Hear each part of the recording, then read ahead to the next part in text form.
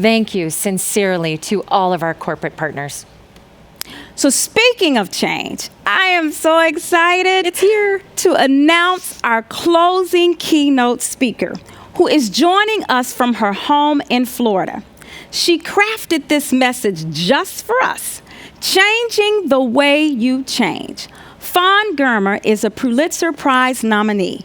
She's a work-life balance expert, Fawn, I need you, and a best-selling author of hard-won wisdom.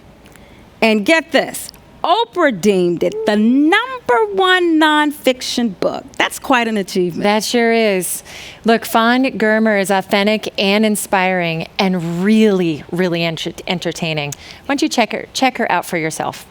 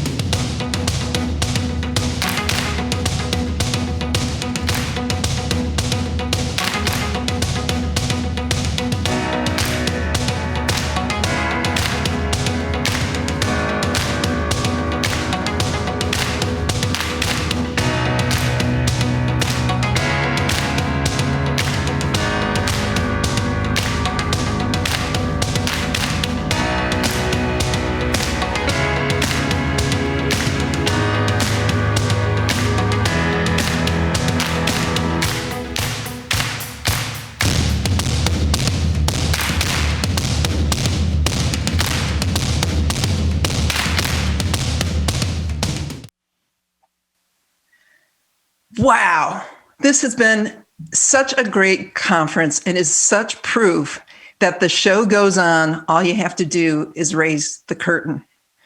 What a year, right? I wish that I were there with you. I wish we could be together so you could see me and I could see you, and that afterwards we could share a glass of wine, and then I could sign books, and then life would be normal. Isn't that what we all want, is just everything to be normal? And yet, we have a year that has pushed and challenged us to find out really what we're made of. And some people rose up and had a great year in spite of everything, and others cowered down. This conference has been such a great reminder that we have so much power within ourselves so that we can control our environment and what's going on, even in the midst of great chaos. So what I thought I would do is show you a little of what I've learned over the years about how we can really find happiness no matter what. If we change the way we change, if we keep diving into our lives no matter what, because it's a choice. It's a choice if we have a life of fear and misery, and it's a choice if we decide to do what it takes to pick up, carry on, and live a great, bold adventure. Now, I learned this the hard way. So let me just share this. So this is my core coping strategy that I want to share with you. And I learned it by going through a really difficult challenge over 20 years. Now, this is not a sad story, even though you may think it is when you hear me tell it. But when my mom was 66, she suffered a stroke that paralyzed her. And then 10 years into that, got Alzheimer's. So everything was a challenge to figure out what we were dealing with, adapt to it, and then accept it so that we could then get on with life and enjoy what we had. Because especially with Alzheimer's, there's a tendency to want to fix things and make it go back to normal. Like if we could just get her to remember this, everything would snap into place. But it became kind of evident early on that we weren't going back and that things were going to get harder as we moved on. And I learned a coping strategy that has helped me this year and through every challenge of my life since then, because it is the way that I can figure out what's going on quickly and find joy and happiness no matter what. Because with my mom, the faster I learned to do these 3 things, and please remember them, the faster I learned to accept, cope, and adapt, the faster I could just be grateful for what I had instead of what I'd lost. So other people might say, boy, that must have been a sad 20 years. But I can't think of another daughter who was blessed with more intimacy and love with a parent than through that time, because I didn't get caught up on what was and found the way to accept, cope, and adapt to what is. So when we got to that point where she would repeat herself 100 times a day, I just knew that I had to love the sound of her voice because I knew I would hear it less and less. And then when I heard it less and less, I knew I had to treasure every word because the day was coming when I wouldn't hear it at all. And then when I didn't hear it at all, I would treasure the warmth of her skin when I'd go visit her. I would love to touch her and I'd smell her scent because she was still alive. So that no matter what, when you're in crisis, if you look at what you still have, you may find out, surprise, it's awesome. You're rich. You're well. So that's my first strategy. And I want to share this person with you because this is one of my heroes. Her name was Brenda Barnes, and all of us as women in leadership owe her a huge debt because Brenda was the first of the great women CEOs. She became the CEO of PepsiCo North America, and that's when I first hooked up with her and met her. And she was a great person to interview, and at some point, she did not like the demands her job was placing on her and forcing her into a commuter marriage where she never had time for her kids. So Brenda decided that she was going to quit her job. Now, imagine this. You've got this woman so highly ranked in the corporate world, and then suddenly she quits. It's international news. She was on the Today Show, and back then Katie Couric said, gee, Brenda, thanks a lot. You just told everyone we can't have it all. And Brenda said, I just wanted to have some time with my kids. And it's a good thing she did, because the lesson of her life is a reminder to all of us that we make choices about how we live, and all of those choices have consequences. So she took this time out to be with her kids, had a 7-year break. She stayed on some corporate boards, so she was active, but did everything with her kids all the time. And then they got to that age when they moved on and they didn't have as much time for her. And she went back to work, went to work as the CEO of Sara Lee Corporation. Now, a cheesecake fan like myself always thinks of Sara Lee and cheesecake. But Sara Lee was this huge, massive holding company. It had so many brands, Playtex, Hanes, Hillshire brands. Yeah, Sara Lee cheesecake and all of that, but coffees and meats and so many different things. And when she got there, she realized that company was going to go under if they didn't spin off 40% of their business. So she made the case to the board and they got it. They had to get rid of those other businesses. But when it was announced, the stock plummeted. So she's racing all over the world in the corporate jet, trying to make things work, trying to fix it quickly. She's under enormous stress. And one day she's back home in Illinois and she goes to work out with her trainer and she gets up off of the bench press and collapses and had a brain bleed. And Brenda never worked another day again in her life. Now, when that crisis hit, her kids stopped everything. They were there for her, like she'd been for them. And her sons didn't leave her side at that hospital room where she was in a coma for a very long time. Her daughter was there too, and then didn't take this big job she'd been offered straight out of college because she wanted to take a year to be there for her mom. And the lesson there is really twofold. If Brenda had not taken that time out when she had the time and when she was healthy, she would have never had that kind of time with her kids. And if she hadn't taken that time with her kids, would they have been able to take the time or wanted to take the time for her? I always wanted to write her book. My 9th book is coming out in January. The one great one I've missed out on writing was Brenda's book. And I almost talked her into it, but she was so humble. And at least I got to do the interviews. I said, we can't let these stories go unrecorded. And she decided she really didn't want to do the big book. And I was okay with that. And we stayed friends. And whenever I would talk to her, she would say, how's your sleep? How are you sleeping? Because the lack of sleep is what gave her that brain bleed. And it always reminds me that we have to take care of ourselves no matter what stress we're around, because otherwise we can kill ourselves. And so she'd always say, how are you sleeping?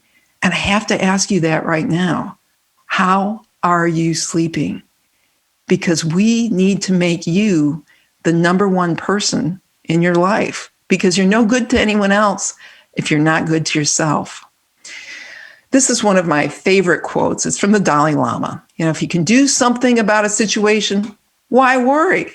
And if you can't do something about a situation, why worry? Because it's of no use if you can't fix it. And if you can fix it, go fix it. And yet we get so caught up in worry that it creates stress and it ruins the moment that we have. It's not worth doing it that way. It's important that we learn how to stop catastrophic thinking. I have a family member who's really good at catastrophic thinking. So, he was right. I gotta say this, he was right. Months ago, when nobody even knew what the thing was, he sends me a text and says, are you worried about the coronavirus? And I'm like, no.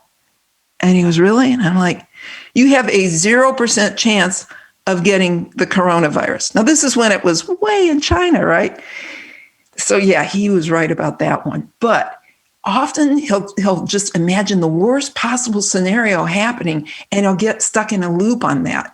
And the way you stop that from happening is to recognize it. You say, oh, I'm doing it again. This isn't a catastrophe. Focus on the things that are real.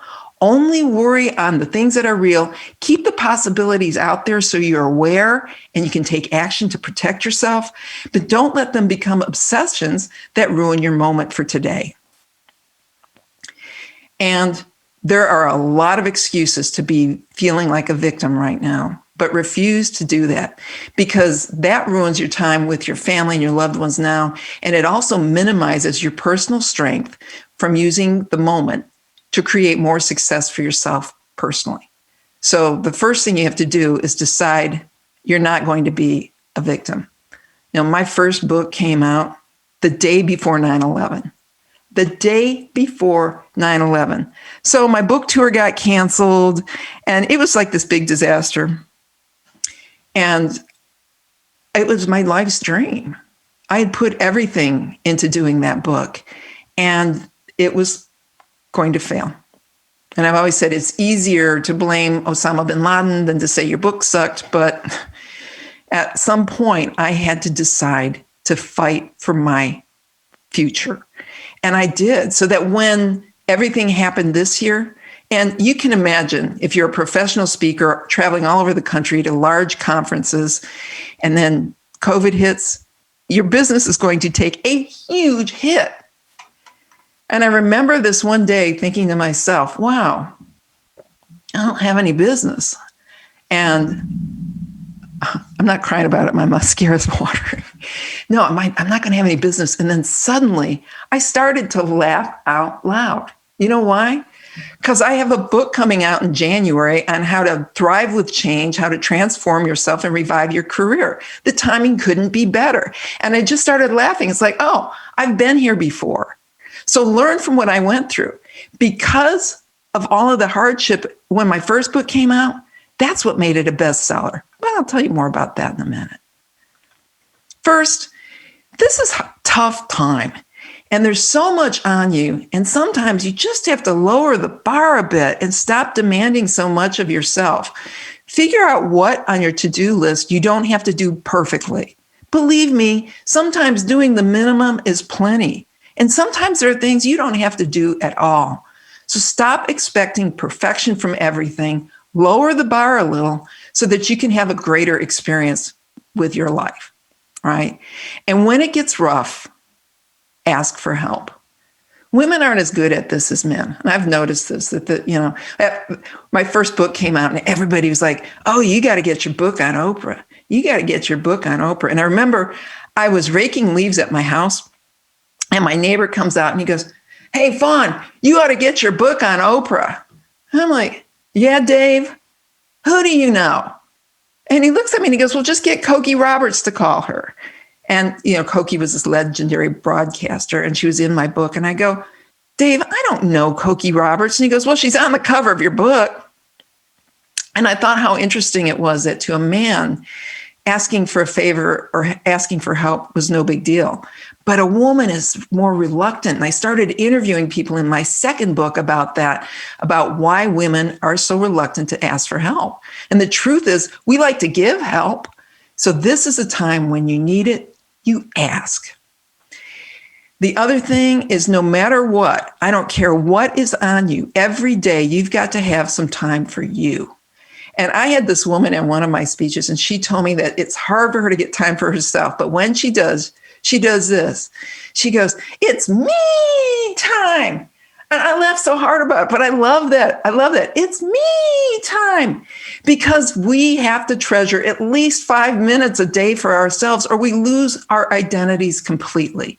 So no matter what, give yourself some me time. And the greatest place to find that time is to turn off Facebook for a while or stop cruising on the net at things that really don't matter. You matter. Whether you need to meditate or get in the garden or, make phone calls to someone you love or whatever. You have to put yourself first, hopefully for an hour. And if you can't for an hour, for 5 minutes, you can find 5 minutes. Now let's talk about that quarantine 15 or the COVID 20. I have heard so many people tell me that they're so upset about all the weight they've gained during COVID. And I have to tell you, I am an expert at losing weight. Do you know why? Because I'm an even bigger expert at gaining it all back.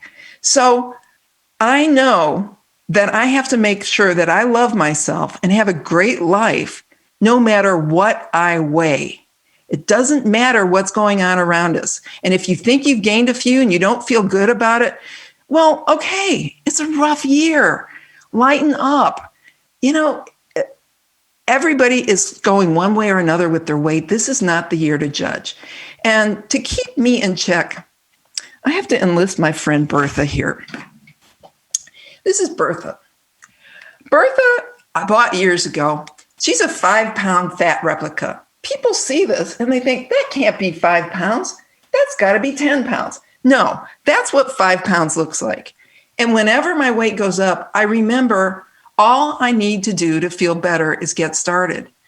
And that if I lose 5 pounds, which I can do in just a few weeks, right? I lose this much. And so my firm belief is all it takes to start feeling better is to start. Just start. And don't tell yourself you need to lose 20 pounds. Just say, I'm going to lose a Bertha.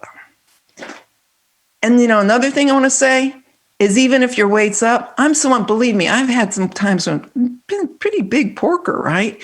And I always went to the beach no matter what, because why should I be denied the beach just because I'm fat?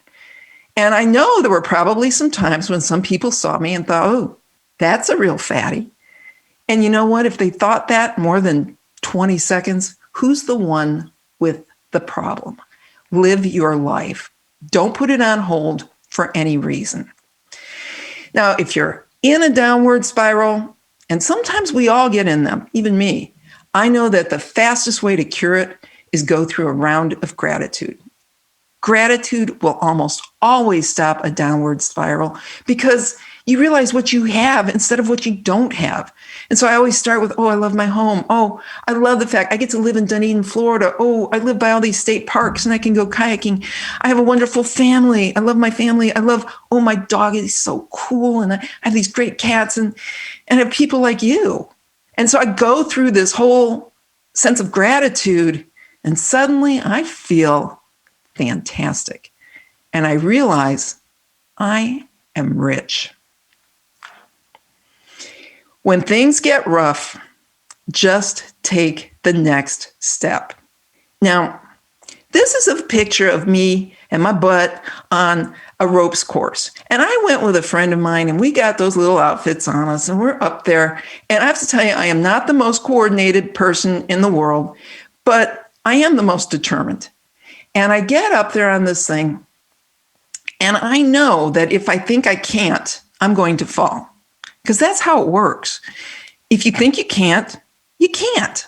And so time comes and I start doing this thing and I have to twist and turn. That first thing is so hard and stretch. And I get to the first platform and I'm exhausted just from that first one. And I look back at my friend and I say, well, what are you doing there? And she's just standing there and she goes, oh, I've decided not to do it. And I said, get out here. And she goes, no, you go ahead. So then I've got 10 more rounds of this excruciating, challenging stuff. But I'm doing it one step at a time because I know if I look too far ahead, I'm not going to make it. But if I just take the next step, I get there. And so I take one step at a time and then I get through the second round and the third and the last one. I've got one more left. And that's, of course, when I have to be the most careful because if ever I'm going to fall, that's it. So it's just left, right, left, right. So I do it one step at a time and it's swinging and it's swaying. And then finally that moment comes where the last one comes and I make the final grab, pull myself up, and I've done it. And my friend is standing right there. And you know what she said to me? She goes, wow, your legs were shaking so bad. There's always a critic. But this story is really not about me and a ropes course. It's about you and this year or any year when things get tough. Because life does not go on a straight trajectory towards greatness. And neither does your career. Your career will do this. You will have ups and downs. And when it goes down, the only thing you can do is just take the next step. This plus accept, cope, and adapt, my two primary coping strategies. So that when you don't know what to do, just take the next step and just do one thing. I have a great cousin, and when he was in high school, he took a job at a burger place up in Michigan. And it was really busy. And we all went in to visit him and people were lined out the door. And I said, gosh, Howie, how do you ever do that with all those hamburgers you have to make? And he looks at me and he goes, well, I can only make them one at a time. And sometimes we have to look at our life in that way because there may be a moment when you feel completely overwhelmed by everything. And all you have to do is settle down and pick one thing that you're going to attack. Because if you can't pick one thing, you can't do everything. It gets easier to multitask and do a few more things if you just start on one. And I always liked this declutter writer, the Fly Lady. Everybody always talks about the popular ones, but this lady just said, set a timer for 15 minutes and start cleaning one of your problem areas because you can do it for 15 minutes. And boy, that's really a helpful tool, whether I need to clean out my office or I need to, get rid of a pile of mail, or if I have to write a chapter, whatever, I set a timer. I have a timer built into my computer, which will tell me when I need to do something, or I tell Alexa, she's right there. I don't want her to go off. I'll tell her to set a timer.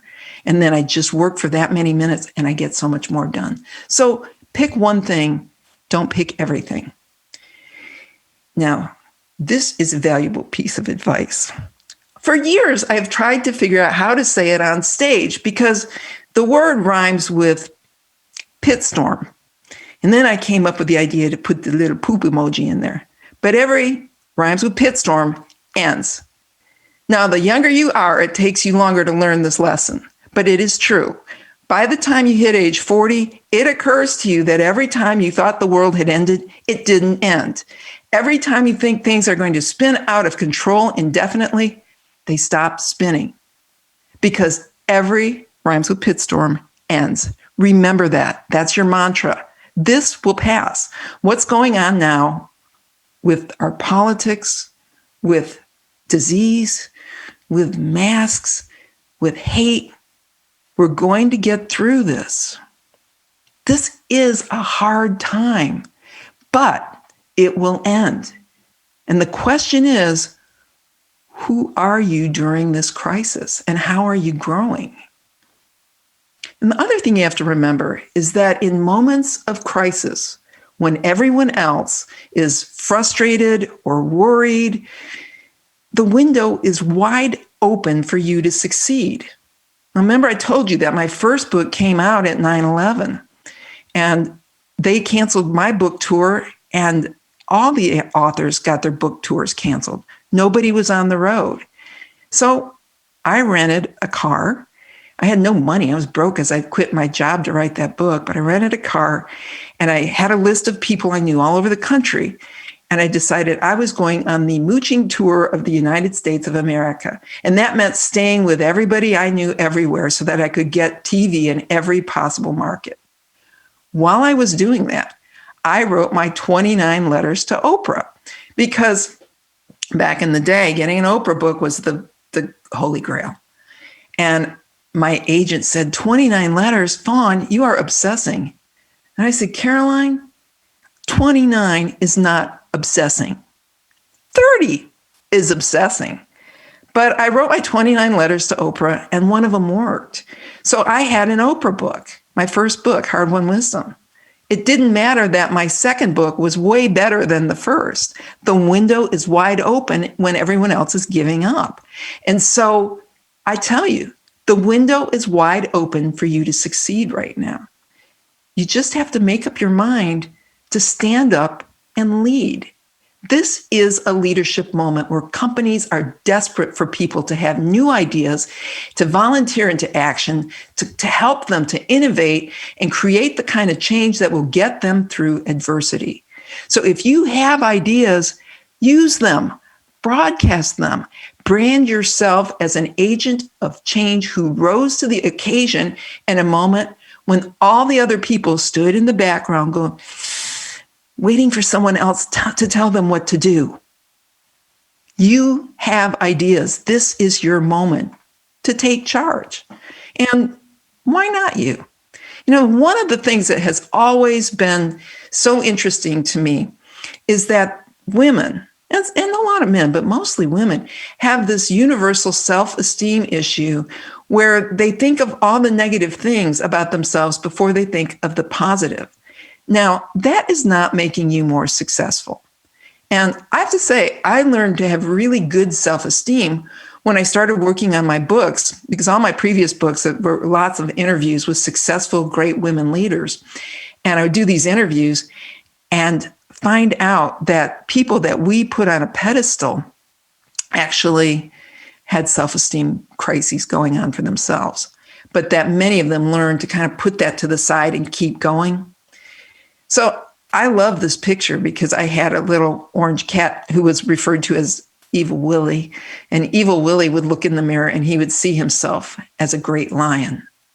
Why not you? Because it gives me good self-esteem to know that people in general have bad self-esteem, because I know that it's not the truth. So if I hear myself saying negative things, I just say, knock it off. You're doing that again. Tell yourself something nice.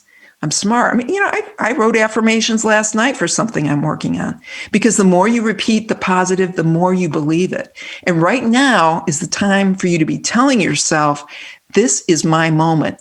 This is the chance for me to stand up and leave and present myself as someone that this company needs to drive them into the future. So as you do that, come up with a plan. I always love having a good plan because you know what? Plans are the biggest piece of fiction you will ever write, but you need a place to start.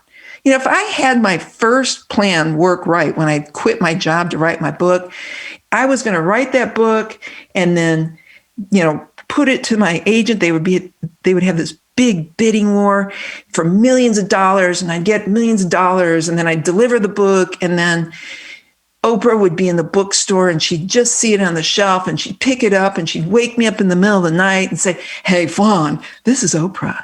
Can you come to the studio tomorrow?" And so I'd be on the Oprah Winfrey show, and then she'd love me so much, I would go and have dinner that night in the condo with her and Stedman and Gail. And instead, that book, which was a #1 bestseller, was rejected by every major publisher in the United States. But again, came out at 9/11. I persevered. I figured out what the problem was. I did have a little bidding war on it, but it got really torpedoed when 9/11 happened. It was very evident my dream was going to die, and I had to do something. Women aren't really good at saying loud, "I want to win, and I need you to help me." And I went to my friends and I told them exactly what I needed them to do.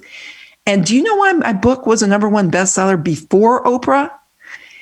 It's because my friends bought it all on the same day so that they pushed my ranking way up on the New York Times bestseller list. And that they had a contest to prove how much they loved Fawn. So they made it a bestseller. I wrote my letters to Oprah, and then everything happened. But it wasn't according to plan. And I learned through all of that our obstacles are what create our greatest success.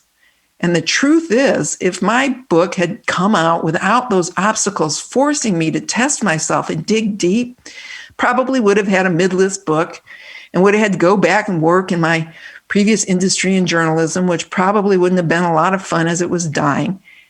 And instead, my obstacles, which pushed me to the point where I was broke and really needed to make it, and didn't know what I was going to do, but I just kept taking the next step.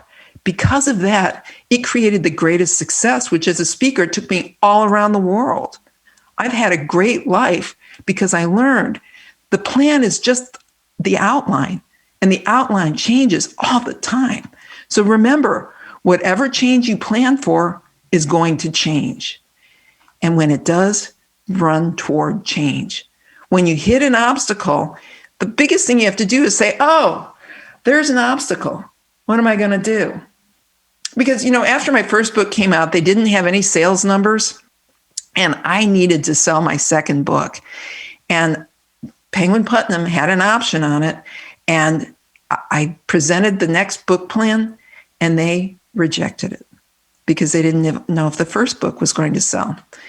So then the first book, of course, sells greatly. But when it was rejected, I remember thinking to myself, "Oh, that's an obstacle." Because when you hit an obstacle and you say, "Oh, an obstacle," then you can find your way. So I just kept getting interviews for my book. And because Hard Won Wisdom was selling so well, everybody wanted to be in my book. So I had huge names, very, very famous women leaders, Academy Award winners, Olympic athletes, just real superstars. And then Penguin really wanted my book. And they had to pay me probably 3 times what it would have taken back when I was a starving author. So you just have to remember, keep moving forward. And when change happens, particularly in a work environment, run toward it, because that's what's going to make you successful. Now, this is a Motorola StarTech. And that is, it fell. This is the Motorola StarTech. See, this is one of those old cell phones. It's kind of a flip phone. And, the early version had the antenna that pulled out. And I interviewed Marissa Mayer, who was the CEO of Yahoo and is now really a pioneer in artificial intelligence. And she told this great story about how she had this Motorola StarTech and she loved that phone so much.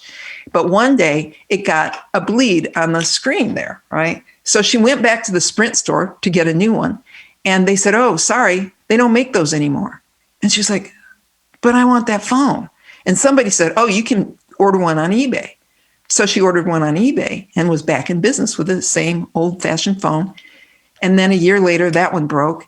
So she went to eBay again, and there were even more. And she started hoarding these old phones until she remembered that she was very young. She's in her early 20s. And what were the odds of that phone having enough technology to carry her all the way until she was 100 years old, like she wanted to grow to be? And this was back when she was one of the pioneers at Google. She was in the first 20 people there. And so she learned she had to adapt. And that's such a great metaphor for what we have to do at work, because there's so much change. And my next book is all about that. Remember, pre-order, right? The next book shows that we have so much more control over sustaining our careers if we just make up our mind to stay ahead of change. And that means getting up to date on artificial intelligence, machine learning, big learning, big data, blockchain, all of these things that are robotics, that are intimidating to us, really aren't that bad if you take the time to take an online class or even watch some YouTube videos. But you have to know these things so you're current, because if you are going to be the change, you also have to be relevant. And if you're not relevant, that's what gets you cast out. And I see a lot of people as they get older saying, it's because I'm older. And in some cases, there is age discrimination. But in a lot of cases, it is a failure to actively embrace your relevance. And so right now, you have more time at home. Take these classes. Make yourself relevant, and then become brand relevance at work so people know what you're studying. They know what you're up to date on. And then you're the go-to person, right? Sounds good. They want you to be insatiably curious, because the person who is the person who can drive the success of the company into the future. And so you have to ask yourself, are you relevant, right? Where are you on the runway for them? Because they truly, and I've interviewed a lot of CEOs and senior executives for this book, they don't care if you're the best person for your job today. They don't care if your numbers are off the chart. They want to make sure you're the one who's going to deliver in 5 years. So how have you positioned yourself so in 5 years you are driving the change that is going to lead to the success of the company? And again, it doesn't matter if you're the best. You can't skate. So many people say, I'll just keep my head down and then I'll just sit this one out. Those jobs get eliminated immediately. If you're hunkering down, hoping no one will notice you, you're gone. And you have to look and actively say, I'm going to study what my job's going to look like in the next few years and decide to drive the change. And I say, always do that. Google, if you're in the insurance industry, just trends in the insurance industry or artificial intelligence in insurance, and learn these things. It sounds hard. It's not. Okay. Again, told you about the open window. Remember, those who give in a moment of crisis create opportunity for those of us who don't. And don't play the victim, even if you are one. And this is the time for super networking, because people are home. They're not out doing everything and going out as much as they used to. And during the lockdown, that was the best networking I ever did. I sent texts out to some of my friends in the network of executive women, and you would never get so many of these busy people on one call ever, because their schedules never align. I even got old Marla Thompson on there, who was on that panel. But see, suddenly everybody was available. So you can network, just set it up and make it happen. Finally, you choose the life you lead. I have so many people who look at me on Facebook and add my professional page, add my personal page. I love hearing from people, but they see that every day I try to do something really fun. And they say to me, I want your life. I don't want you to have my life. It's my life. I want you to figure out what's great in your life. But here this is, you can see that's like 10 days of activity for me on Facebook. I'm always outside trying to do something fun with people I care about. You can still do all of that during COVID. It's not over. And you have to remember that life is really unpredictable. Now, this is a picture of my friend Ann Johnson, and she wrote this as she was dying from ALS. She wrote a great magazine article, and she said, the saying, live each day as if it were your last, is not trite. Life often holds other plans for you, some of which you could not even dream of. When I saw her and she saw this, she was unable at that point to talk anymore. She had to use a machine so she could tap out her words. And I saw this picture next to her and I said, wow, that's beautiful. And she goes, I also went water skiing that day. And I said, wow. And she goes, that was last summer. At the time, she was 63 years old. She has since passed. But it's a reminder that we don't know what's coming. We never do. And so it's on us to just carry on, find a way, and choose the day that we're going to live. Now, I recently had a milestone birthday. We'll just say it was the anniversary of my 40th birthday and not mention which one. But it was in the middle of Hurricane Sally. And we got over here like the bands from some of the tropical storm stuff. So this beautiful birthday weekend that I had planned, kayaking with everybody, didn't happen. Well, I also have another friend who had the same birthday and posted on Facebook, thank you everybody for your kind wishes for my birthday. The gloomy weather meant I couldn't do my woods walk, but I really appreciated the kind sentiments. As opposed to me, because why waste a minute of your life? Really? It's like we both had the same day to celebrate our birthday. So here's a moment from my birthday.